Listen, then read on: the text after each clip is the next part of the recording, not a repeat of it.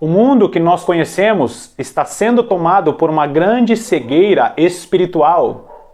E nós vamos hoje meditar em um texto que é muito conhecido, só que ele tem uma mensagem profética para os nossos dias escondidas nele. Por isso eu peço a você carinhosamente, fica até o final deste vídeo, porque existe uma grande revelação para as nossas vidas. Seja bem-vindo ao canal A Lâmpada para os Meus Pés.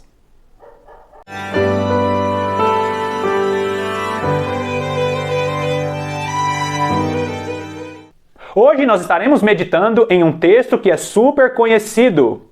Mas preste bastante atenção, porque através deste texto, que é muito conhecido, existem revelações proféticas para os nossos dias. Nós estamos vivendo em um período de cegueira espiritual. E o nosso Deus é o único que pode trazer revelações profundas para os nossos dias, através de textos que são muito conhecidos. Nós estaremos falando a respeito do cego de Jericó, que está registrado em Lucas capítulo 18, a partir do versículo 35. E eu sei que você já conhece esse texto, e se você não conhece, saiba que esse texto fala a respeito de Jesus está passando ali pela cidade de Jericó. Um cego ouve falar que Jesus estava passando ali. E de repente ele começa a gritar: Jesus, filho de Davi, tem misericórdia de mim, ou tem compaixão de mim.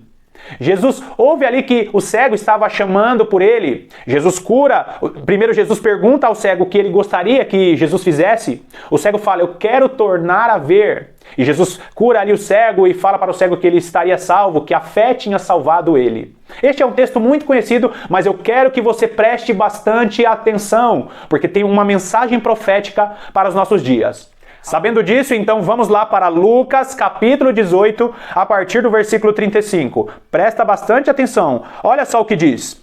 Aconteceu que, ao aproximar-se ele de Jericó, estava um cego assentado à beira do caminho, pedindo esmolas.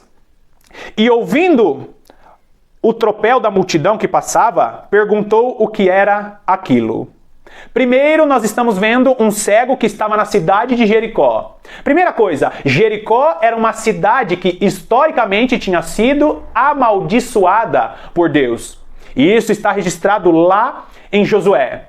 Deus tinha dado uma palavra para Josué, que amaldiçoou a cidade de Jericó, e também disse que todos aqueles que tentassem construir Jericó seriam mal sucedidos. Então nós estamos vendo um homem cego que estava ali mendigando na cidade de Jericó. Um local amaldiçoado. Um local amaldiçoado significa também um local sem a presença de Deus.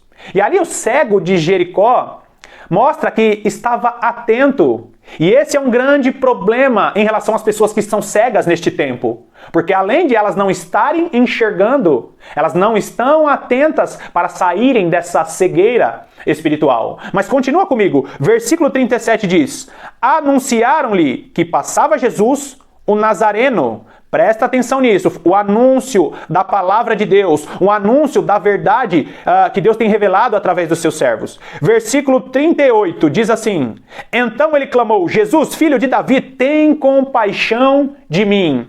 Esse versículo 38 tem grandes revelações. Por quê? Nós vemos aqui que aquele homem cego que mendigava, ele conhecia a palavra de Deus. Quando ele diz Jesus, filho de Davi, ele demonstra que ele conhecia a promessa que dizia que o Messias viria da linhagem de Davi. Ele conhecia a promessa que a salvação do mundo viria através da linhagem de Davi. Então nós encontramos um homem cego, nós encontramos um homem que conhecia a palavra e a profecia do Messias.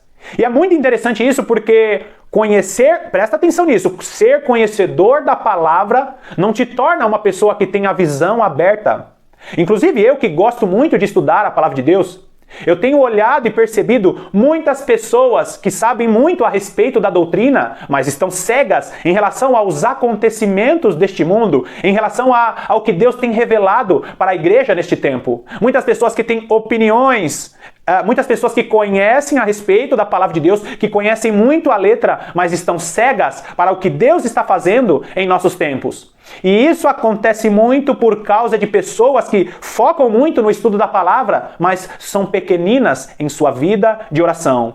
Pessoas que conhecem a palavra, que conhecem a doutrina e são cegas espiritualmente, são pessoas que querem enquadrar Deus em um rito ou em uma formatação teológica. Existem muitos reformadores em nossos tempos que são gigantes na teologia, mas são nanicos em sua vida de oração. E nós precisamos tomar muito cuidado. Nós estamos vendo um homem cego que conhecia a palavra de Deus. Presta atenção, queridos, eu estou falando de um texto que aconteceu de maneira literal, mas ele tem uma mensagem profética para os nossos dias. Agora, o versículo 39 diz assim: e os que iam na frente o repreendiam para que ele se calasse. Ele, porém, cada vez gritava mais: Filho de Davi, tem misericórdia de mim. E aqui eu reforço a questão de ter uma vida de oração. No versículo 38, nós vemos que ele conhecia a palavra de Deus. E o versículo 39 só reforça a necessidade de nós insistirmos na nossa vida de oração.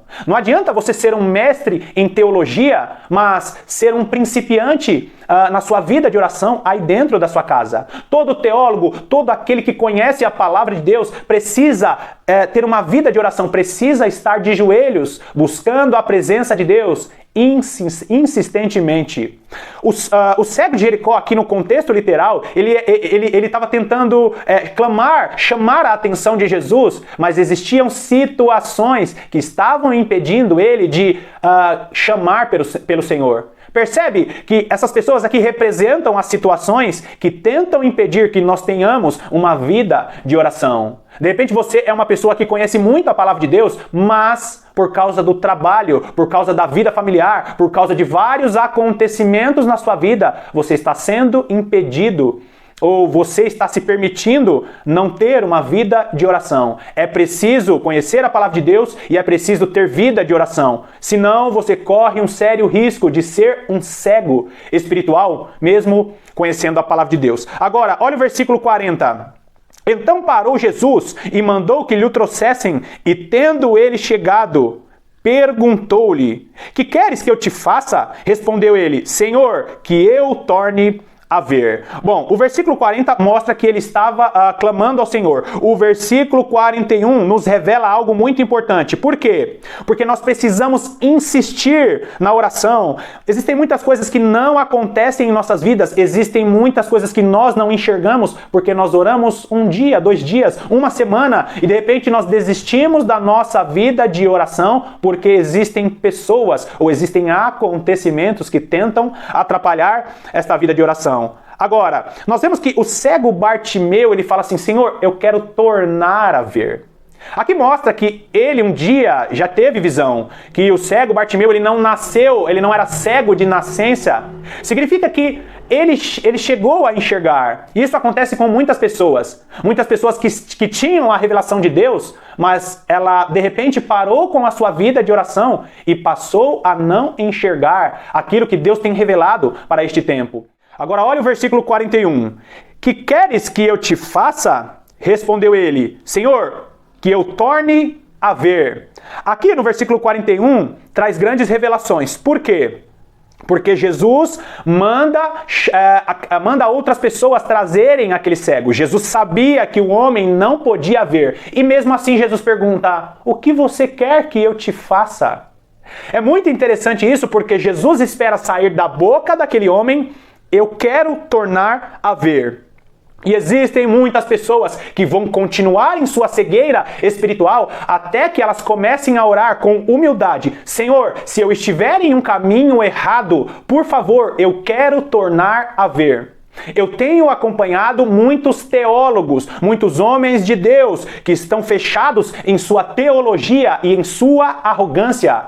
E eles vão continuar sendo cegos espirituais até que no coração deles, eles abram este coração para ter humildade e dizer ao Senhor: Senhor, se eu estiver errado em minha teologia, se eu estiver errado em tudo aquilo que eu aprendi até aqui, Senhor, abre os meus olhos espirituais para que eu não siga este caminho. Queridos, o coração do cristão precisa ser extremamente flexível para a revelação do Espírito Santo. Mas se eu for uma pessoa apenas de estudo da palavra e eu não for uma pessoa de oração, certamente eu entrarei na canonicidade da letra.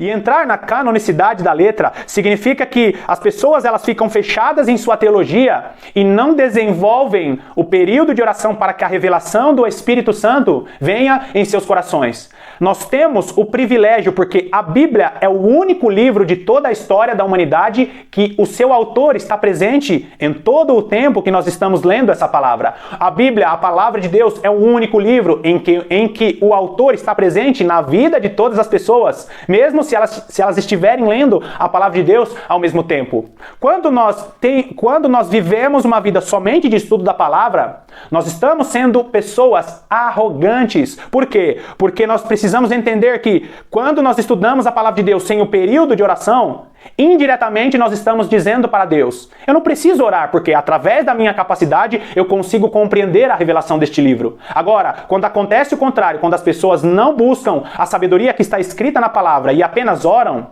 são pessoas também orgulhosas e arrogantes. Por quê? Porque elas estão ignorando todos os milênios que esta palavra foi preservada e foram reveladas a santos profetas, a santos apóstolos. Então não existe essa história de eu apenas leio a palavra de Deus e não tenho vida de oração. E também não existe essa história de eu apenas oro porque o Espírito Santo vai me revelar. Não existe revelações novas. O que existe é uma palavra que já foi revelada e o Senhor traz aos nossos corações aquilo que já foi revelado. E é por isso que nós estamos vivendo em um tempo de cegueira espiritual. Agora, presta atenção nisso. Jesus estava a caminho de um homem e ele perguntou para um homem cego: o que você quer que eu te faça? Jesus sabia que o homem era cego e mesmo assim ele pergunta. E aí no versículo 41, no versículo 42 ele diz: então Jesus lhe disse: recupere a tua vista, a tua fé te salvou.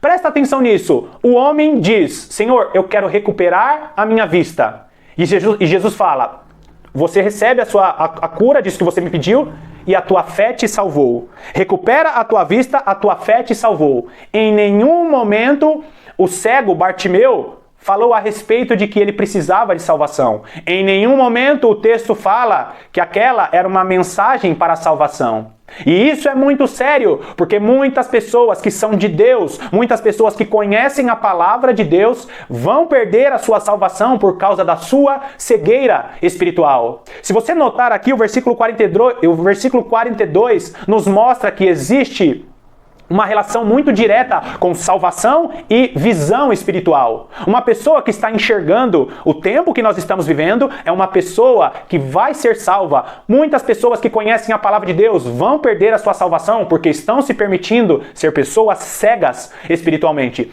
É por isso que existe aquela parábola de Mateus capítulo 25, a parábola das 10 virgens. Queridos, a parábola das 10 virgens não está falando de ímpios, está falando a respeito de 10 virgens que tinham as suas lâmpadas nas mãos. As lâmpadas representam a palavra de Deus. E o que significa palavra de Deus nas mãos daquelas virgens? Significa que aquelas pessoas conheciam a palavra de Deus. 5 virgens eram prudentes, 5 virgens eram imprudentes.